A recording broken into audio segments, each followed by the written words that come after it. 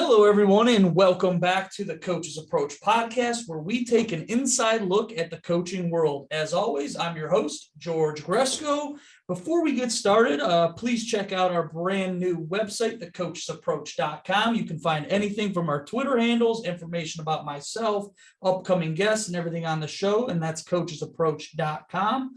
Today's episode, Alex's and O's, is brought to you by Coach's Dry Rub, the All-American Rub. Lay it on thick until it sticks. Anthony's Family Restaurant in Eastlake on the corner of 91 and Vine Street, where together is our favorite place to be. Open for dine-in, carry-out, and curbside pickup. The Well Bar and Grill in Kirtland. Come on in for some good food and a great time. Last but not least, G&G Printing. Get your custom apparel printed in 7 to 10 days or less. Dominate your design. Today in the coach's booth, we have Coach Alex Mattina, the offensive line and defensive line coach at Freehold Township High School in New Jersey. Coach, welcome to the show. Thank you, George. I'm happy to be here and really excited to chat and talk some football. Absolutely, man. I like going out of state, going everywhere to meet coaches and hear their stories. So I'm pretty excited. Coach, you're a young coach and you have many goals and aspirations, which we'll get to here in a little bit. But can you tell us a little bit how you got started in coaching? Sure, absolutely. So around 2019, the middle of summer, I had reached out on Facebook in a town, Manalapan, neighboring town.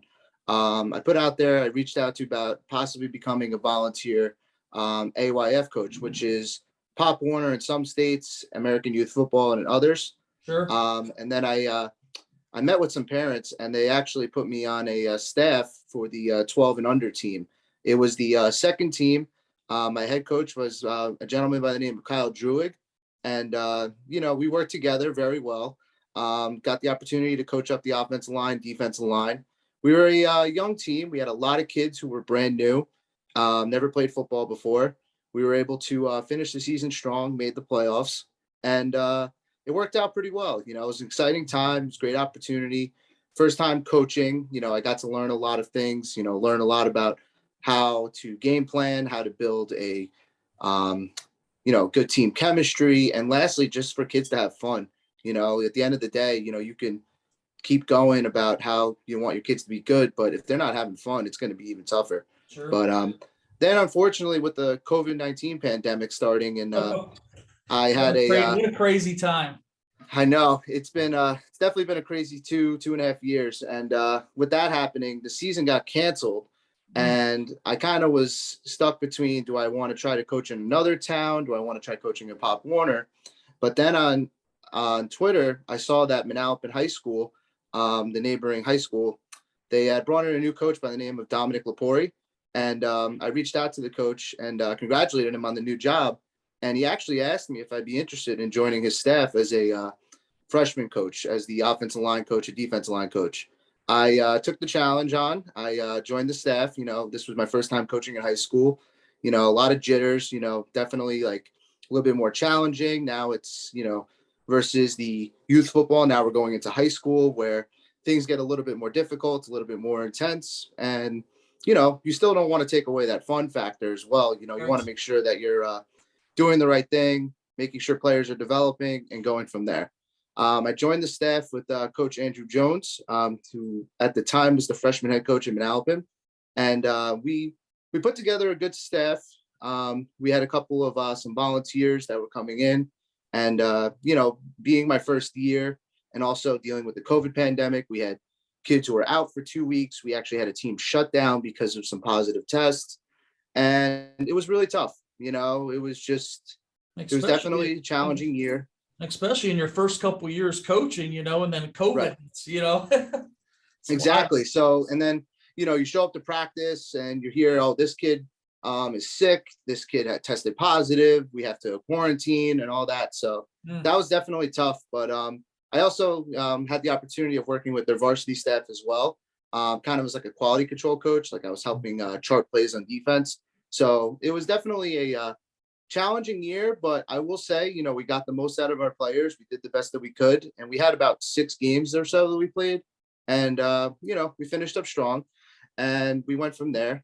And so what happened is that in the off season, I had reached out to my old athletic director over at Freehold Township, and I had asked if there was any possibilities of some openings over at the school.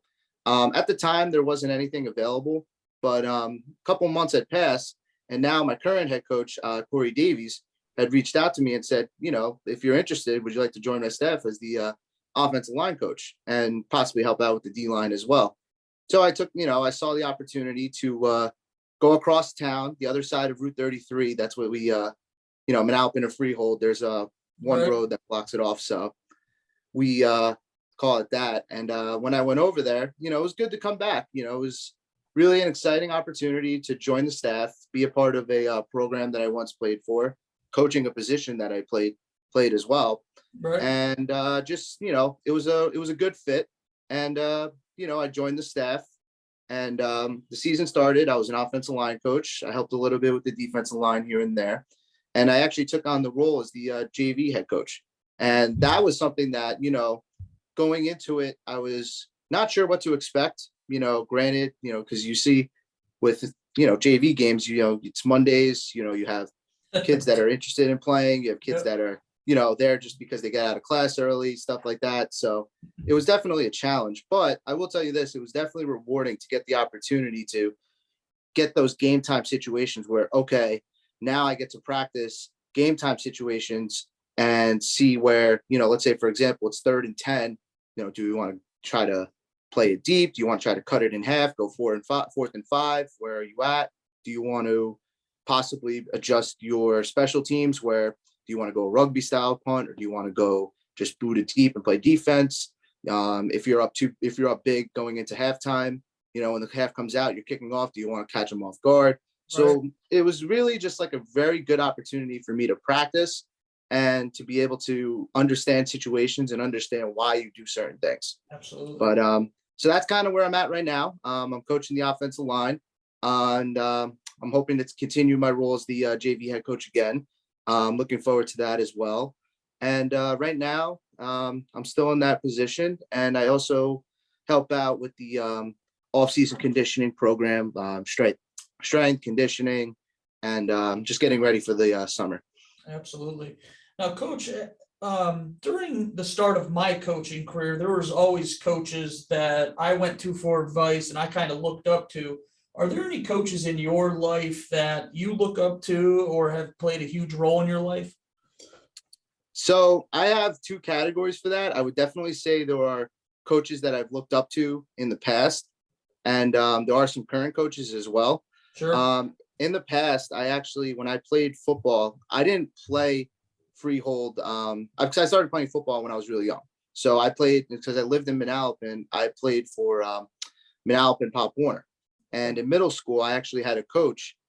His name was Steve Bianchi. He was somebody who I played for 2 years, and he was somebody who definitely challenged me when I first walked in. He knew who I was because of my older brother who played for him, and just basically challenged me. He taught me how to, if you want a goal, okay, that's great. Now you set a goal. How are you going to get there? How are you going to be a great athlete in the classroom versus out of the classroom? Right. What are you going to do to challenge yourself and to be a better teammate? Are you going to show up in shape? Are you going to show up out of shape? Are you just going to say, all right, let's just show up and hope for the best? What are you doing to basically work your way to be a better player and to be a better teammate? Because if you can't be a good teammate, how can they rely on you to be, because when I was playing offensive line, how can they rely to run a power behind you when the game is on the line on 4th and 1? So that's kind of, definitely a coach who I looked up to growing up, taught me a lot, and definitely kind of impacted my role into becoming a football coach now. And recently, I would say my first head coach that I worked with, as I mentioned, Kyle, he was definitely somebody who taught me a lot when it came to the coaching atmosphere. We sat down together when we first started, and we looked each other in the eyes and we were honest. And we said, look, we don't have that, elite roster. We have kids that have never played football before. Sure. So what it's going to come down to is we have to get a game plan in place to fit our players into a scheme and not try to force something upon them. We got to keep it simple, and we just got to work hard.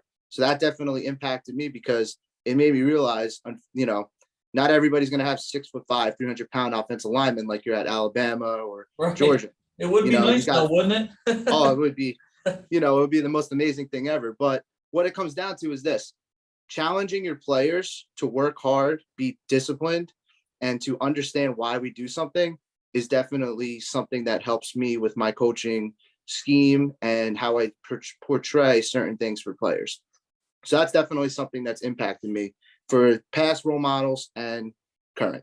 Absolutely. Now, Coach, as we're talking about coaches that have an impact on you, there are many qualities a great coach has. What would you say is the most important quality a coach should have? Most important is definitely confidence. I think if a coach is confident, a player sees that and they want to play for that coach. Now, I'm not saying to the point of arrogance. There's got to be a coach who's confident to say, hey, guys, I'm sorry, I messed up in this situation. I want to do this differently. You got to have the confidence in your players. You got to have the confidence in your schemes.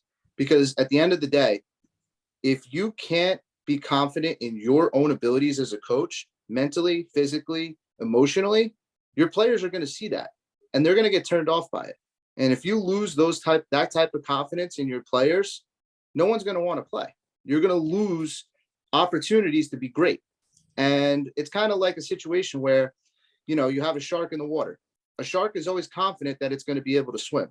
If players aren't confident in themselves because of the atmosphere that they're put into by the coach, they're not going to survive in the atmosphere. And then that's how you lose players to, whether it be transferring schools, quitting, academically ineligible, just so many different ways. And I definitely think that confidence is the most important part of a coach. You got to be able to look your players in the face and say, you know what? Just because they're the number one ranked team in the country doesn't mean we're going to walk away from them. Appalachian State beat Michigan we don't bring that up. I'm a Michigan. Listen. That's something when I grew up, I watched that and I said, hey, you never run away from a challenge. I know I see the jerseys in the background. Now I'm starting to think.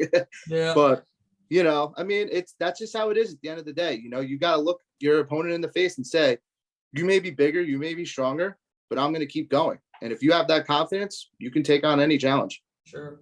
And I still live down that Appalachian State thing for me to man. I still hear that from people.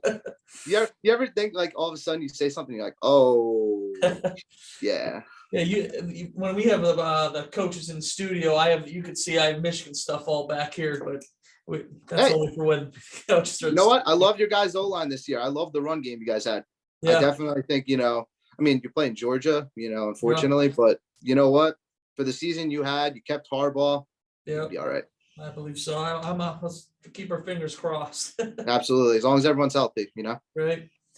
Now, Coach, you started coaching at the youth league level, as you already mentioned. Why do you think sports are so important for kids, especially in today's world? Just kids playing youth sports. I think it teaches kids to be able to get out, to learn key values, to learn about being able to take on different challenges, being able to be disciplined, be a good teammate, all qualities that one day when the kid graduates, high school, goes on to college, goes on to the professional field that they end up choosing, all those things they're going to be looking for from, future employers and job opportunities. So I think it's great at a young age to play a sport, whether it be football, baseball, basketball, hockey, lacrosse, anything like that. I think those, youth sports are so important because it teaches players key values. And, there's nothing better than, if you're playing, let's say, rec basketball with your friends and you're on a team and you meet new people, you meet new challenges, you become social with one another, you learn how to achieve a goal together, being able to go win a title or go, just simply winning games, And I don't think that winning is everything, but I also think that being able to work together in a group and be able to go take on those challenges definitely makes for better athletes. And, if you get lucky enough and you're on you work hard, the harder you work, the luckier you get, and you get that opportunity to go down to a different state and play in a national tournament, AAU in basketball, AYF, they have competitions in Florida, Maryland, all these states. Like that just makes great memories too. Right. One day that you say to yourself, I worked hard and I got this challenge and I got this opportunity to go play, against some of the best in Florida or in these states. And you say to yourself, like, wow, like this is what happens when you work hard and you go for something. I think that's something that really is an impact in youth sports. And I think that's something that gets also overlooked too, because unfortunately nowadays you have parents that see, youth sports, there be a taking away time from school, injuries, all that stuff. So I think that the most important thing with youth sports is just, it teaches you how to work hard, achieve a goal and become a better individual, Absolutely. And right now, we live in a world right now where everyone gets a trophy, unfortunately. Now, this is probably the hardest question I have on here for you. Do you think winning is important at the youth level? I personally don't. I think that being a better, teaching kids how to work hard, achieve a goal, and to just be disciplined in their sport is more important than winning a title. You get these coaches nowadays that, they come into a locker room, they're like, oh, we want to win, a ring. We want to win a ring, and that's great. I think the end goal for anybody should be to win a championship, no matter what. But I think the biggest thing is that players, when they are developed right, when they're put in the right situation to succeed, when they're able to learn from their mistakes, when they're not harped at and screamed at because, they took the wrong step on a play, when you sit and, when you get a chance to work with them and talk to them and explain to them why this is wrong. And more importantly, when you teach players why in doing something, winning comes after. Sure. You got to be able to develop your players and get them into the right system. Because let's put it this way. If you put 5 of your fastest wide receivers out there and say, oh, we're going to beat you over the top, but your offensive line can't protect, what are you doing? You can't do anything. No, your quarterback's gonna be running for his life and all that stuff. So I think that at the end of the day, yes, absolutely. There's nothing a coach would love more than to win a title with his players. But if you're not putting your players in a chance to succeed, then nobody's going to get a chance to win. So I definitely think winning comes second, because player development's first, player safety, and also being able to get a player to love the game. If your kids hate football, they're not going to want to play for you. Right. So I think that building that environment gets you to that next level of winning. Absolutely. I know love that answer. I asked that to quite a few coaches that coach Right. level, and I always get different answers. And I really like that answer. Coach, you also work as a sports trainer at the Asylum Sports Center in New Jersey. How important is it to teach the correct forms and techniques that go into a specific workout, drill, or exercise? Yes. So I think it's everything, because, I train, the athletes that I train what's called in our academy that we have for football at Asylum. It's called the Asylum Football Academy. We have different position groups. We have different areas of teaching. And one of the groups I teach is what's called the Jumpstart program, which is kids from, I've had kids who are 6 years old up until they're about 12, 13 years old. Okay. And I can't even begin to tell you that form is everything. If I have a kid who comes in and he tries to do, let's say, gets himself into a 3-point stance or anything like that, if it's not corrected at 6, 7 years old, and the player grows up thinking that that's the right way to do it, when they get to high school and they're 13, 14 years old and their coach looks at them and says, what is kind of stance is that? That's where it's wrong for the player, because it should be instilled at the young age that, hey, you may think that this is right, but in reality, if you actually do this instead, then it will help you as you get older. Because if kids don't learn the basics of working out, how to do a push-up, how to do a squat, how to do a karaoke, run it for warm-ups, how to even run properly. Right. That's a big thing that I've started to see. And I'm a victim of this as well, because I never had these, the resources that kids have nowadays. Running form is everything. Oh, yeah. That's the basic. It's the start of the get-go. I'm one of those, I'm a victim of this. Some of the coaches that I work with, they laugh because, the way that I run, they think, yeah, you're definitely an offensive lineman. But I definitely think that form is everything. It's probably the most important thing. And if you're a coach and you're teaching at a young age, don't be afraid to take that extra second to say, hey, when you're doing a squat, try to keep your chest up. Hey, when you go down into a push-up, try to keep your back flat. Make sure you're not bending and anything like that.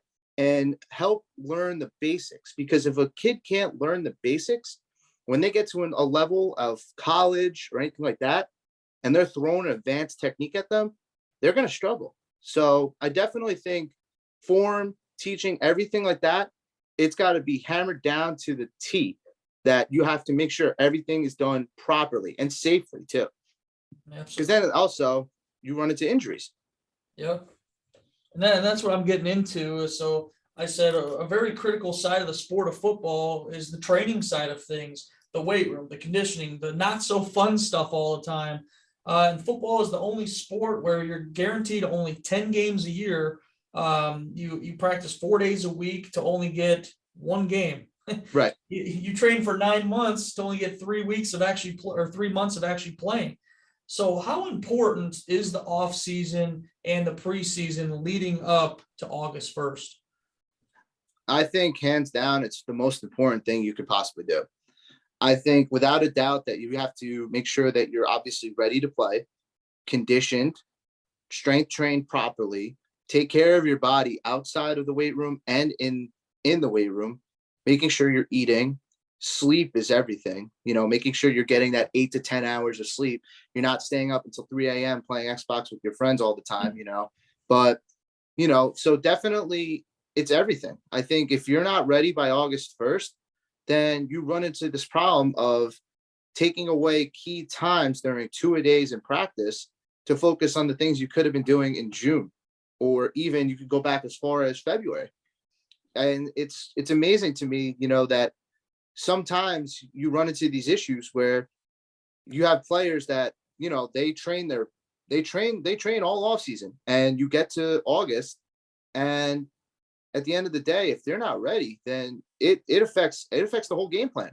Because I'll give you an example. For us this year, we're stressing to make sure that our players are training and taking care of themselves properly. And because for us in New Jersey, we start on August 10th. We're having our camp starts. Then we have a scrimmage on the 18th, and we play a week 0 game. We play on August 26th. So we have very limited time to get our players ready.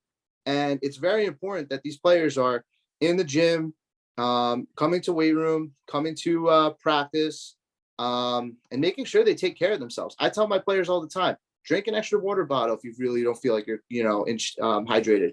When we're doing workouts, I take 10 to 15 minutes before we start our weight room session, and I do a warm up. I teach these kids simple, effective drills that they can do in their backyard. Right. And then if they do that 3 to 4 times a week for 30 minutes, if you think about it, that's what, 120 minutes used. That's 2 hours of your week versus, how many hours are in a week, whatever it is. Yeah. That's, it's such a little amount of time to get you ready for, like you said, that 3-month period, because you don't want to have players cramping up during camp as well, because that takes them away from practice. And then I don't know if you guys have by you where you have the acclimation period. So we actually just we could start practice tomorrow if we wanted to, but right. Since, a bunch of teams play other sports, but we could start really whenever now. Yeah. See, we have, it's a little bit more stricter. Like we're not allowed to really pick up a football right now until spring sports officially end. Okay, and COVID kind of jacked everything up, so that's the only reason it switched. Just once COVID hit, and then we came in, then that kind of eliminated the acclimation period. So, right. So for us, like if we have a player where we get into the first day of camp, which is August 10th, if a player comes in and let's say they cramp up and they miss a practice, or they're sick, or they get dehydrated or whatever, and they're out for 2 to 3 days, then we run into the issue they may not be able to scrimmage. Yeah. Then they may not be able to play in the week 1 game. So it's kind of like you got to take care of your body. You got to make sure you're drinking water, eat foods with colors in them. Yeah. Drink, if you have to, like I started, personally speaking, I started drinking liquid IVs. I've actually told my players it's not the worst thing in the world. Pedialyte last year. I was a big believer in Pedialyte. I had some of my players who were like drinking it before a game, and they were perfectly fine. They loved it. Yep. So it's all about taking care of your body, especially, before it gets to 80, 90 degrees outside, Sure. Which doesn't happen very often now. I know it's amazing to me. Or Yeah, when well, we get the I humid felt like days. I felt like when I was playing in high school, every day was 90, 95, Oh, when we moved up practice an hour early to avoid the heat. By Yeah. the time we were finishing the first practice, it was already 90 degrees. So it was like there's No, no point, I believe it, man. Yeah. Coach, you have worked your way up from being a youth level coach to now being a coach at a high school varsity level. You were hired as the offensive line coach and defensive line coach at Freehold Township High School in New Jersey in 2021. You also graduated and are Freehold Township alumni. How cool is it for you? I know you talked a little bit at the beginning of the show, but how cool is it for you to coach at a high school that you once walked the hallways in, graduated from, and played at? I think it's definitely a rewarding experience. Last Monday when I was at workouts, some of my players were just talking about like one of the events going on at school, and I remember thinking to myself, "Wow, like I was in, a couple of years ago, I was in your shoes, So it was definitely, it's definitely nice to see like, all the still like the traditions and everything going on. Like we have, when we play, because there's two Freehold schools. There's a Freehold Township and Freehold Borough. And Okay. when I played back in my graduating year was 2014. So the 2013 season, that was the first year Freehold Township and Freehold Borough played each other because they in a long time. It used to be like they would play every year on Thanksgiving, and there Right. was a little bit of a break because of schedule, division changes, and etc. And my first year, we were the first game as freshmen, and we had like all these fans there. It was just incredible experience. The Asbury Park Press came just for a freshman football game, Right. and that started up this tradition now that they play every year. And to give you a perfect example of how awesome an experience this is for me, last year, our first home game was against Freehold Borough. That's the other school in Freehold. So Right. there's Freehold Township and Freehold Borough. Now, we didn't get the result that we wanted, but I can tell you this from experience. When I walked out onto that field for warmups with my offensive line and the amount of people there was at least 3,000 to 5,000 people there, which for us, that's, it's a big crowd. Right. And we had people lining up at the door. You had police, fire department, because it was on 9/11 as well. Sure. So it was just, for me, like at one point I was in those kids' shoes playing. And then since this was my first time, in a home game, I'm thinking to myself, this is just truly an amazing experience. And to be back and to see, first home game after COVID, everybody's back, to play this game, Freehold versus the Freeholds playing each other. And at the end of the game, you get a trophy. There's a big trophy. Yeah, It's called the Duke. So it's the rivalry trophy, So unfortunately this year it didn't work out in our favor. Freehold Borough took the trophy back, but every day in workouts now, I'm telling my players, we got to get it back, because my junior year, we won that. And it was one of the hands down probably most memorable experience I've had playing football. That game, it was the Wednesday night before Thanksgiving, everybody in the town was there, friends, family, all that. And you're just playing football in the back. It's a backyard football, basically. Yeah. And I think that being able to be a part of those traditions again, we have our crosstown schools in our district we play. Now going from that player role into that coach role, and to see what, to bring that energy that I had when I was a player and showing my team that, when you win those games and when you play those games, it's truly an amazing experience. Yeah. I think that's the most rewarding. Absolutely. And then lastly, just being back to, going through everything, like going through the locker room, going through the hallways, the meeting rooms, the weight room, the field, everything. It's just like an amazing experience to be back where basically back where you belong. And as I mentioned earlier, I coached at Manalapan High School, which is a school across town. And it was a tremendous experience coaching there. I had a lot of, I met a lot of, new coaches that I met. We got along really well. I learned a lot of great things. And I really did feel like I was back in the Manalapan community. But there's something about being in a school where you coached and you played and now you're going to coach. It's just a tremendous opportunity. Right. And you're back wearing the colors that you're supposed to be exactly wearing. Yeah, absolutely. Exactly. Yes. And that's always my dream is to go back where I played high school at, was East Lake North High School. That's always a dream to go back and coach there. And Right. hopefully everything works out eventually for me. But it's something, high school football, there's nothing like it. I don't care what anyone Absolutely. says. There's just something about it, what's in the air on Friday nights, you know. Coach, you coach Owen D line, as we've already mentioned. You are now you're only the second offensive line coach that's ever been on the show. I'm going to ask you a trivia question. It's from season 1. Do you know who the other coach was?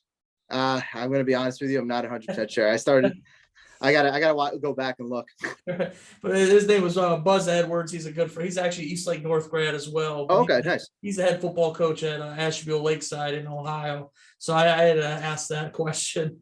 But what side of the ball do you like to coach better, offense or defense? Personally speaking, I really think offensive line is just it's everything for me. You know, like I played it growing up. I didn't play a lot of defensive line growing up, maybe like youth football. And I played like a couple snaps here and there. At one point, I actually got moved to linebacker when I was in 8th grade. And to this day, I never think I could ever athletically be able to play that position. Sure. And I just think something about linebackers, I don't know what it is. They just love to run and just hit people. And it's something crazy. But it's actually interesting. This offseason, I took on the challenge. I'm actually coaching, training defensive linemen over at Asylum for this the first time, because last year I was offensive line and the younger classes. And I would say I'm definitely learning a lot more about defensive line. I'm definitely learning a lot more techniques, everything like that. And I do think that, you know, if given the opportunity, I would love to be a defensive line coach one day. You know, I think everything that I've learned so far, I got to give a shout out. I work with Coach Famundo over at Asylum. He's probably hands down one of the most knowledgeable defensive line coaches. He's taught me a lot. And I think, and he tells me, he's like, Coach, I'm going to get you to be a defensive line coach one day. That's for sure. And, you know, just everything I've learned so far, you know, I think I could take that challenge on. But at the end of the day, if you tell me I'm giving you one position on a staff, I'm taking offensive line. It's just, you know, I take that pride, and I always will until, you know, until the day I move up and become an OC or head coach one day, you know. Hey, even an OC, you can still coach that offensive line. That's that. Don't take me away from the offensive line, you know. Yeah. As we mentioned at the very beginning of the show, as a young coach, you have some goals and aspirations for your coaching career. Can you talk a little bit about some of the goals you'll have as a coach? Sure, absolutely. I definitely think my short-term goals are to work my way up to become a coordinator, whether it be offensive or defensive. Definitely prefer offensive, to be honest with you. I think, you know, just some of the stuff that I've done in the past, you know, just some of the information I've studied, you know, like playbooks I've studied. I'm actually if I could get his, you know, I have it piled away, but I'm a big Mike Leach guy. I love the air raid offense. You know, I was always a ground and pound type of guy, just run 4 yards and, you know, with a cloud of dust and just keep running. But being in an air raid offense, you know, I'm starting to like learn, you know, there's so many things you can do. It's not just, you know, mesh and call it a day. Like there's so many different variations you can run. And then being able to, out of a shotgun, you can run an RPO, you can run all these things. It's just, and then you're seeing it at the college level and now in the pros, you know. So I think that, you know, being an OC and running that type of style, maybe even adding my own variations, and then maybe teaching my players at one point, hey guys, you can get under center and run power, you know, don't be afraid to do that. So that's definitely one of my short-term goals. I also have, you know, I kind of want to try, I don't know how well this is going to work, this type of goal, but I definitely do want to try coaching in a different state at one point, you know, moving around, you know, being a young guy, you know, I'd love to try to coach in a different area. Like I've been down to, I've seen on Twitter, just like schools in California, Florida, Texas, even Ohio, everything like that. I've just seen some of these programs and I see, you know, for example, like Allen, Texas, like you look at that stadium and you see tens of thousands of fans, you know, like just to be a coach in that scenario would be like altering change. I flew into San Antonio one year. I was down there for the Army All-American game. Oh, that's awesome. I couldn't believe how many football stadiums as you fly into Texas that you see as you fly over. It's unbelievable. Practice fields, game fields, there's football stadiums everywhere. It's truly incredible. I mean, that's just, something that, whether it be as a coach in that state or just, let's say, a cross state game or whatever it might Yeah, be. I don't know. Some programs may offer that. Um, that's definitely something. And I would say long term, my goal is to eventually work my way up and join a college staff, whether it be as a, quality control guy, um, a position coach, maybe, whatever it might be. I definitely have an interest in becoming a recruiting coordinator one day. yeah, I do like to help athletes out with recruiting, helping their huddle film, sending film out to coaches, connecting with coaches. Like if I get a coach who follows me on Twitter, I'm always sending them like, hey, what's going on? We love to connect one day and just yeah, kind of meet these people and whatnot, because it's just, it's a brotherhood, to be able to meet absolutely. all these coaches and, and just say, hey, like, we love to talk one day. And the next thing you know, you're in the coach's office and you're drawing up all these different variations on film Absolutely. and whatnot. But that's definitely my long-term 5+ year plan, I would say, to Sure. join a college staff, Yeah. Now, I'll definitely have to link you up with Buzz Edwards, the other offensive line coach, because he actually is from Ohio. And then he moved to Virginia to coach. And then he was a college coach. He was a recruiting coordinator. He did just about everything then until he finally moved back here. And then he got the head coaching job. So I'll have to definitely link you guys up for sure. That'd be awesome. Yeah. To even just talk O-line stuff, Yeah, he's on Twitter, Instagram. He's on it all, Facebook. So I'll definitely give you Awesome. the contact info after this. Awesome. But Coach, we are adding a brand new segment to the Coaches Approach podcast called the Rapid Fire 7. I'm All right. going to ask you a series of 7 quick questions to each coach that comes on the show. I'm going to do this weekly now. So you get the honors for the first week. But Coach, you have to answer the questions as fast as possible. All right. I'm And looking forward to this. I have a pretty simple 7 and it's kind of funny. So sure your players watching will get a kick out of this. Absolutely. So Coach, you ready? Let's go. Michael Jordan or Kobe Bryant? Kobe Bryant. Katy Perry or Lady Gaga? Katy Perry. What, That's tough. what's the worst position to play on a football team? Ooh. I would say cornerback. Baker Mayfield or Deshaun Watson? Court cases excluded. It's up to you. I got to go with Deshaun Watson. All right. Tom Brady or Joe Montana? Tom Brady. Italian food or Chinese food? Italian food. Come on, man. Say, You see the vowel. I knew right away when you said you were Italian. I'm like, I already knew that. Yeah. Who is your favorite athlete of all time? I know it's supposed to be rapid fire, but now I got to think. That's all right. You know what? This one's going to be this probably going to be very simple, but I'm going to go with Lawrence Taylor. I'm a Giants fan. 56 is my number growing up. Yeah. I would always just that was my guy, Too funny. But that's what it's all about, having a little fun, in the coaching world. Coach, as we near the end of the show, I always ask this question to everyone that comes on the show. Who is Coach Mattina for the listeners and viewers who might not know you? Who is Coach Alex Mattina? I would say Coach Alex Mattina is just somebody who loves football, loves the game. I grew up in it. My 2 older brothers, we all played football. Sundays in my house when we were growing up was all football, DirecTV, Sunday ticket. And then eventually as we got older, it was fantasy football, red zone. And now after we got 18, it was sports gambling, throwing money on a game, here and there. I'm just somebody who loves football, like I've always loved the game growing up. I was always known to be a coach on the field by all my coaches. At the end of the season, they'd always say, Coach, Alex was a coach on the field. He would be able to sit down and point out a defense, point out these players, point this out, know all 5 positions on the line and stuff like that. And as crazy as this sounds, I don't tell a lot of people about this because, growing up, not many people knew. You know how when you were a kid, you drew doodles in like classroom books or whatever, just because you weren't paying attention? I still doodle. I actually made a playbook when I was about 10, 11 years old. Wow. And to this day, I wish I could find it, but I literally would just draw X's and O's. And I'm all the way through high school. I would take just my offense that we were playing that year. I would just draw X's and O's. I would be like, okay, what's this? What we would do in this situation, this situation. And sometimes I catch myself bored. If I'm having a slow day at work, I might even just draw up a play on a napkin or something. But yeah, I'm just, I try to aspire to be a football guy, just somebody who you could talk to about like college, high school, NFL. I'm not as much into college as I should be, as much as I want to be.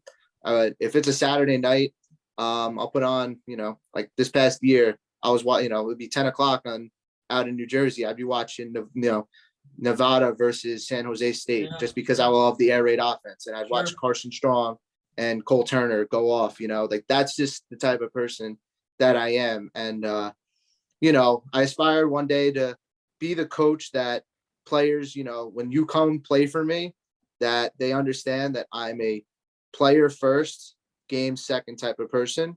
And what I mean by that is this: I understand what players look for in a coach.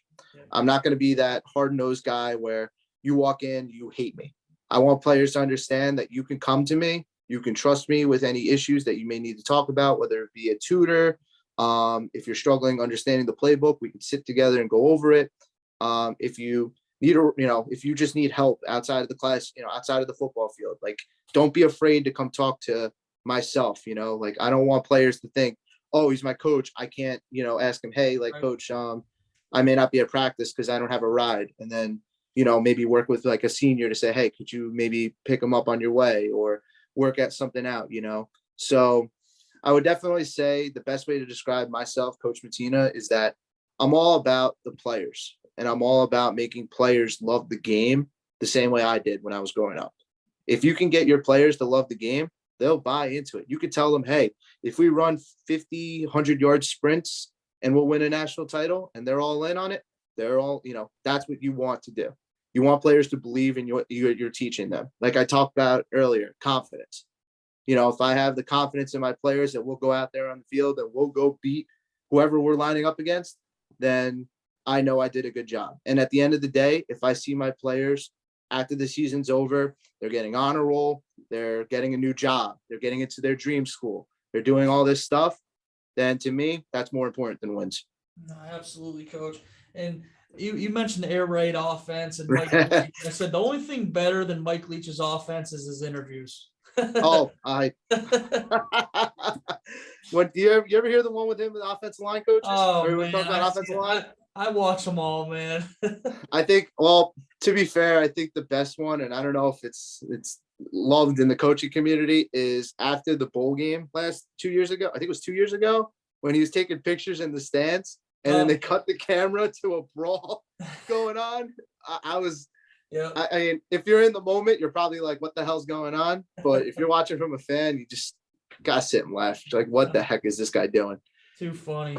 Well, Coach, I thank you so much for coming on the show and spending some time with me and getting to know me and getting to know yourself. So I really appreciate your time. Hey, thank you for having me on. This was an awesome opportunity to just talk some ball and talk about, coaching and everything. So I thank you for bringing me on. Oh, thanks again. And also thanks to all of our listeners and viewers. Continue to please like, share, follow, subscribe, Twitter, Instagram, Facebook, YouTube. You can listen on Anchor and Spotify. And again, you can go to coachesapproach.com now, brand new website. But that's going to do it for this week's episode of the Coaches Approach podcast. Please tune in next week. As always, I'm your host, George Gresco, and we'll see you guys later.